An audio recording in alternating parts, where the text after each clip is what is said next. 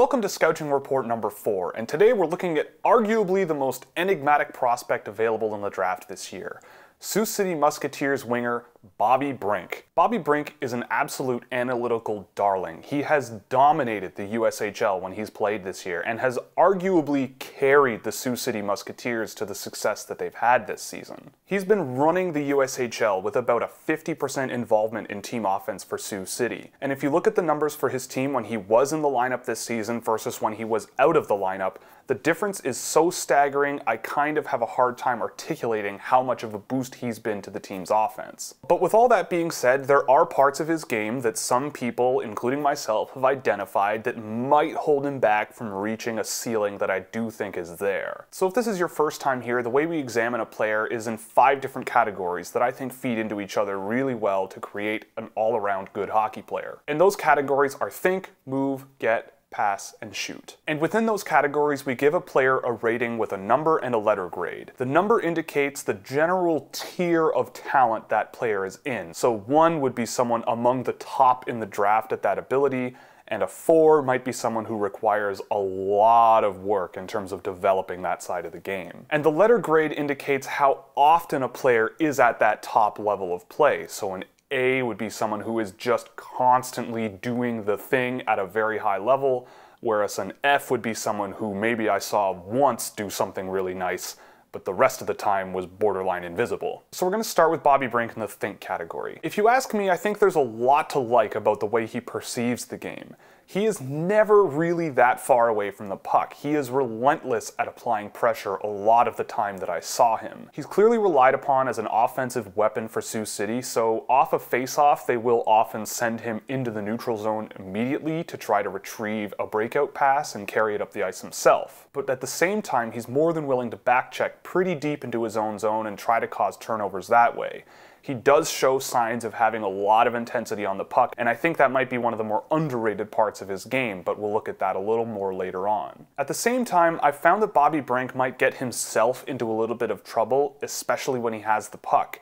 He might navigate his own way into double or triple coverage and then cause a turnover that way, so you would like to see him maybe simplify his offensive game a little bit more so that he can use his teammates to generate a little bit more offense. But at the same time, you look at the rest of the Sioux City team, and I don't see a lot of other offensive weapons with as much offensive upside as Brink does. So he might just be doing too much because there aren't a lot of other guys on his team that can do what he can do. But in any case, he does more than enough to cover for himself in the defensive zone, and in the offensive zone, he is no stranger to finding dangerous areas and making dangerous plays very, very quickly close to the net. So in the think category, I'm giving him a 1C. No matter which way you slice it, he's more than able to cover for himself defensively, and when the puck is in the offensive zone, he's excellent at finding open space and making plays close to the net that either result in goals or passes to other players that result in goals and earning assists that way.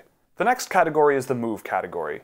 This is the biggest thing people have flagged as an issue with his game, and I would agree to a point. There are 2 parts of Bobby Brink's game that might single-handedly sink him as a prospect moving forward: straight line speed and controlling the puck at very high speeds. There's not much you can do as an undersized, skilled winger if you can't really go fast up the ice with the puck. His puck skill is solid, but it isn't necessarily at the same level as someone like a Pavel Dorofiev. But the one caveat to the negativity surrounding his top speed and his puck handling at that top speed is that when he's on his edges and making transitions and turning in his own zone or in the offensive zone or anything not involving skating in a straight line, he actually brings a surprising amount of agility, and his first few steps can be very dangerous and create a lot of separation between himself and defenders. And when you combine that level of agility in his first few steps with his puck skill when he's traveling at lower speeds or stick handling in the proverbial phone booth or trying to cut into dangerous areas at lower speeds,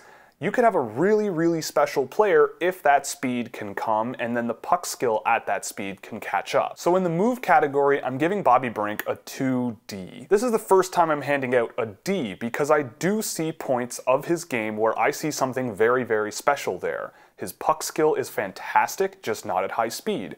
His footwork is fantastic, just not at high speed. And if the other parts of his game that are weak can catch up to the other parts that are very strong, I think there's going to be someone very special there. But a year ago, Bobby Brink wasn't even on the radar for most people, so for him to come from there to this point, and with a few missing parts from his game only being there now, I think long term you're looking at a very, very promising player if you do draft him. The next category is the get category, and I think this is the most underrated part of his game. As mentioned before, he has a good couple first steps when he skates, and he is always intense on the puck. He brings it every shift. Brinks it. He brinks it every shift.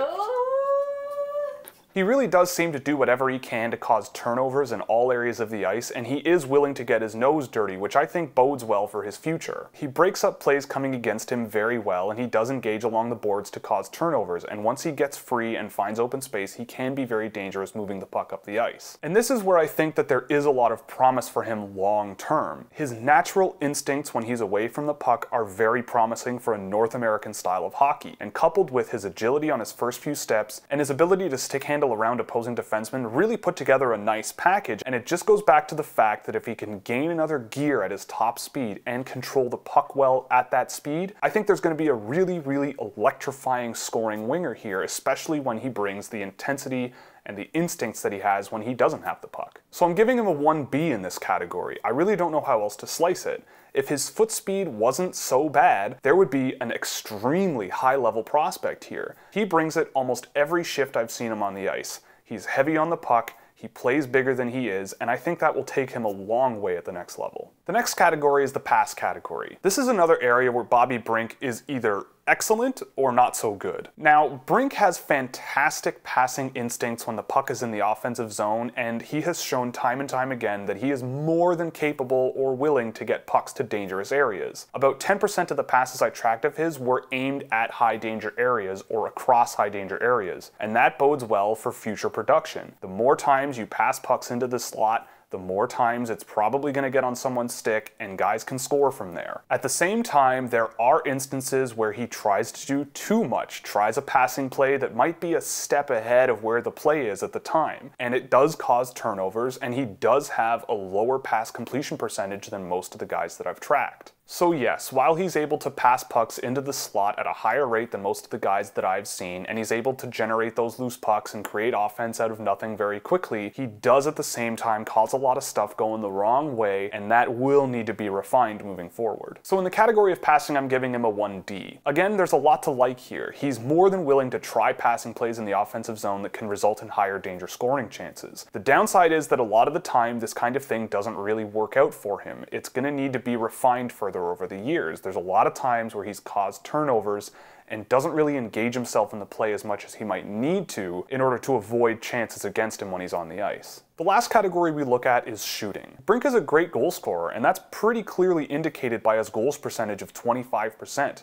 When his team is scoring 4 goals, he usually gets 1, and that's quite a lot for a player. He doesn't really score a lot of his goals from far away from the net either, but he's more than capable of doing so. He's more dangerous when he cuts into dangerous areas, gets himself right to the net, and uses his puck skill to put goalies out of position and get a more advantageous shooting position. He doesn't have the hardest shot around, but his shot selection is very good. He gets to medium or high danger areas 60% of the time on his shot attempts, which is pretty high. So I think that his combination of skill and agility in his first few steps makes him very dangerous in the offensive zone. And if he doesn't have a clear shot himself, he is more than willing to get the puck to a teammate to put it in the back of the net themselves. But in terms of overall ability shooting the puck, it's not necessarily the most tremendous shot I've ever seen, but he does bring a lot in his toolbox that I think is going to help him score points at the next level. So overall, I'm putting Brink in the 2B category. Not the most fantastic shooter, but he can shoot it in a variety of ways, and he does bring a high capability of getting to higher danger areas to shoot the puck, and does it night in and night out. Rarely was he not a factor offensively when I watched him play, whether or not he was actually scoring points. So I think in terms of shooting, I don't really see someone who's going to score a ton of goals at the next level, but I think he is going to be a more than capable scorer. So the way we summarize these are by looking at the best part of a player's game, the good part of a player's game, and the not so good part of a player's game. The best part of his game is his general intensity on the puck and with it. I think he's going to go a long way just because of his general instincts and how he plays the game. He can set up plays himself, but he can also break up plays coming his way.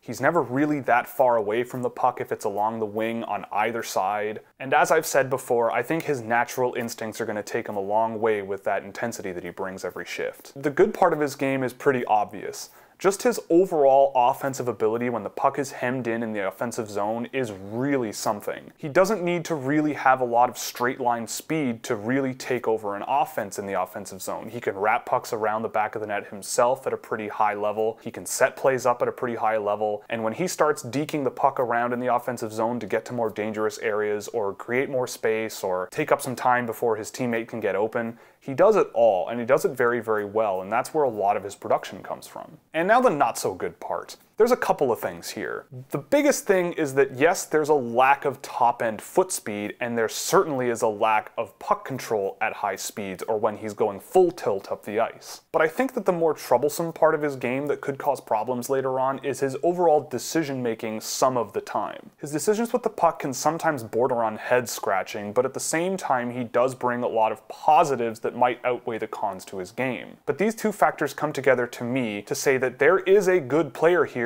but it is going to require a lot of development in a lot of very pivotal areas if he's going to be a successful NHL hockey player one day. So overall, I'm giving Bobby Brink a 1D. I think he's one of the biggest boomer bust players this year by far. I would imagine that some teams look at the best parts of his game and put him in the top 20, if not top 15 of this draft, and some teams look at his decision making, his lack of top-end speed, his lack of puck control at top speeds, and might not even put him in the first round. The NHL has him as a second round pick right now. And yes, he does have significant areas of weaknesses right now, but I don't think those things can't be fixed. His production must come from somewhere, and he has an underrated level of agility, and his overall offensive ability and the toolkit that he brings in the offensive zone is really, really special. And I think that if the right things happen between now and the AHL or NHL, I think there could be a very, very special scoring winger here one day. And the last thing I'll say about him is that he's going to arguably the best program for him at the University of Denver. Guys like Henrik Borgstrom and Matthias Pettersson are high-skill guys who did show a bit of weakness in certain areas of the game